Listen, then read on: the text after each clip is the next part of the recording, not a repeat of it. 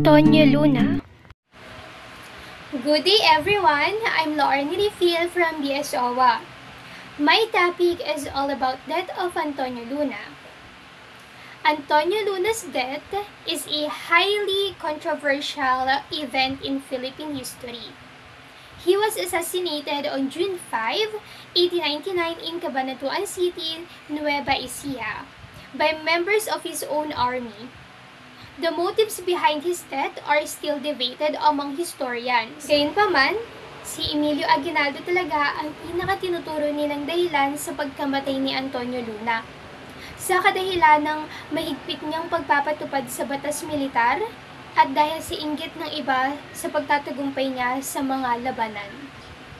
At dahil sa pagkamatay niya, nawala ng isang dakilang kawal at pinuno ng revolusyon ang Pilipinas at tuluyang humina at dumanas ng pagkatalo ang hukbong Pilipino.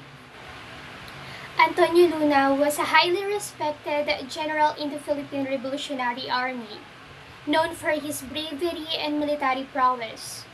He was also a successful doctor and scientist, and his contributions to the country's independence movement were significant.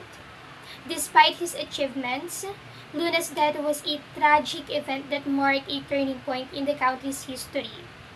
Antonio Luna is still remembered as a hero and a martyr for the Philippines. Kaya para sa akin, karapat-dapat talaga siyang maging bayani dahil sa angking taglay niyang katapangan na ipinakita sa bansang Pilipinas. Isa siyang lalaking may paninindigan at tiwala sa kanyang sarili at hindi sumusuko sa laban. This turning point in the country's history and his legacy lives on as a symbol of heroism, courage, and sacrifice in the fight for Filipino freedom and independence. It is important that we understand and reflect on General Luna's life and death to appreciate the sacrifices of those who came before us and to continue fighting for the betterment of our country and our people.